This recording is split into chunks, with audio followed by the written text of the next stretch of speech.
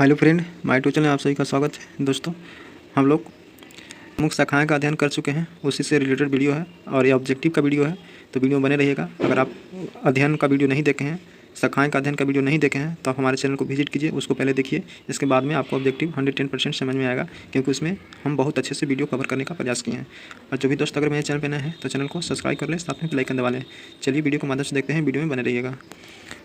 Vikram Sarabhai space centre कहाँ स्थित है? तो तिरुवनंतपुरम में स्थित है। यानी कहाँ स्थित है? तो तिरुवनंतपुरम में, या इसी को त्रिवेंद्रम बोलते हैं। आगे है, कोकोआ का अध्ययन क्या कहलाता है? तो कोकोआ का अध्ययन माइकोलॉजी कहलाता है। क्या कहलाता है? तो माइकोलॉजी।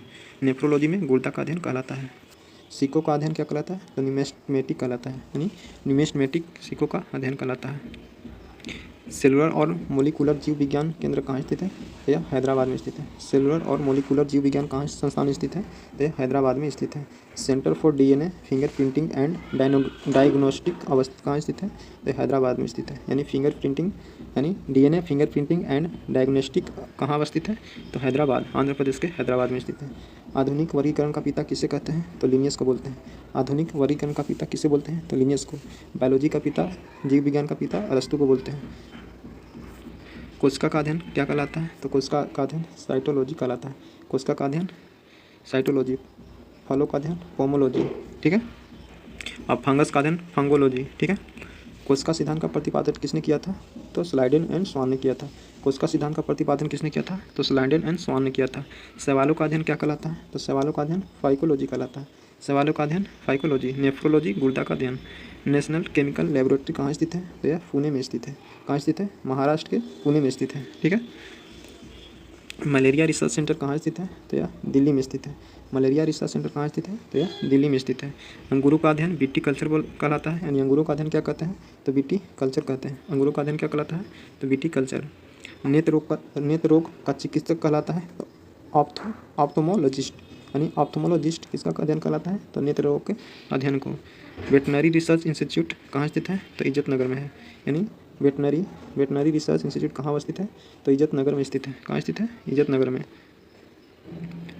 आगे है, किस विज्ञान में पक्षियों से संबंधित अध्ययन किया जाता है? तो ऑर्निथोलॉजी में किसका अध्ययन किया जाता है? तो पक्षियों का अध्ययन किया जाता है।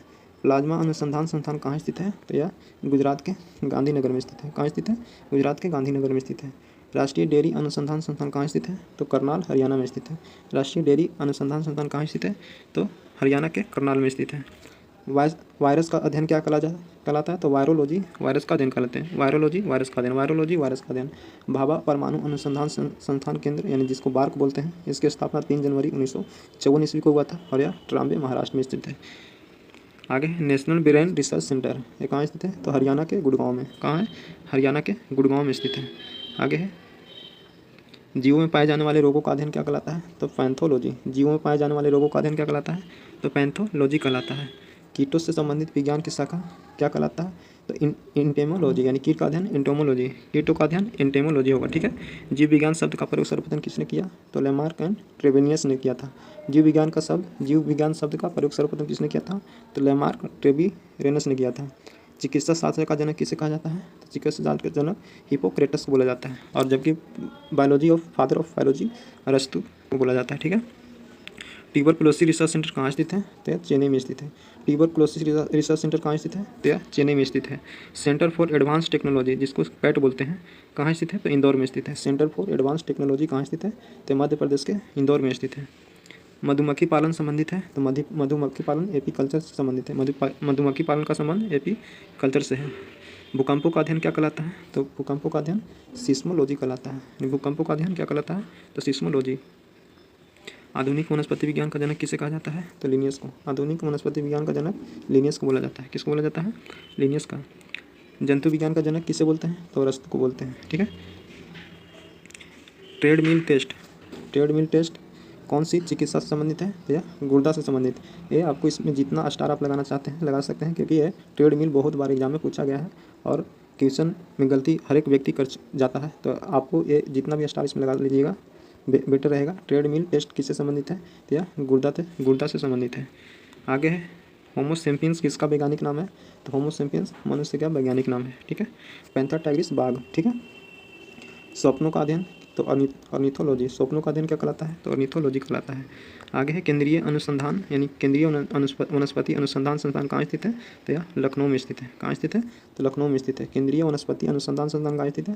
तो यह लखनऊ में स्थित है। फलों का अध्ययन क्या कहलाता है? तो फलों का अध्ययन पोमोलॉजी कहलाता है। फलों का अध्ययन क्या कहलाता है? पोमोलॉजी कहलाता है। मानव विकास का अध्ययन क्या कहलाता है? तो मानव विकास का अध्ययन एंथ्रोपोलॉजी कहलाता है। यानी मानव विकास का अध्ययन एंथ्रोपोलॉजी कहलाता है। ऑस्टियोलॉजी यानी ऑस्टियोलॉजी में किसका अध्ययन करते हैं? तो हड्डियों का अध्ययन करते हैं। ऑस्टियोलॉजी में किसका अध्ययन करते हैं? तो हड्डियों का अध्ययन करते हैं। केंद्रीय औषधि अनुसंधान संस्थान कहाँ स्थित है? तो यह लखनऊ में स्थित है। ठीक है। केंद्रीय चावल अनुसंधान संस्थान कहाँ स्थित है? तो यह उड़ीसा के कटक में स्थित है। कीटों का अध्ययन क्या कहलाता है? तो एंटोमोलॉजी कहलाता है। कीटों का अध्ययन क्या कहलाता है? एंटोमोलॉजी कहलाता है। दोस्तों उम्मीद करते हैं कि सेशन आपको अच्छा लगा होगा। अगर वीडियो अच्छा लगे तो ज़्यादा से ज़्यादा लाइक कीजिएगा और दोस्तों के पास शेयर कीजिएगा। ठीक है दोस्तों, मिलते हैं नेक्स्ट वीडियो में। बहुत बहुत धन्यवाद।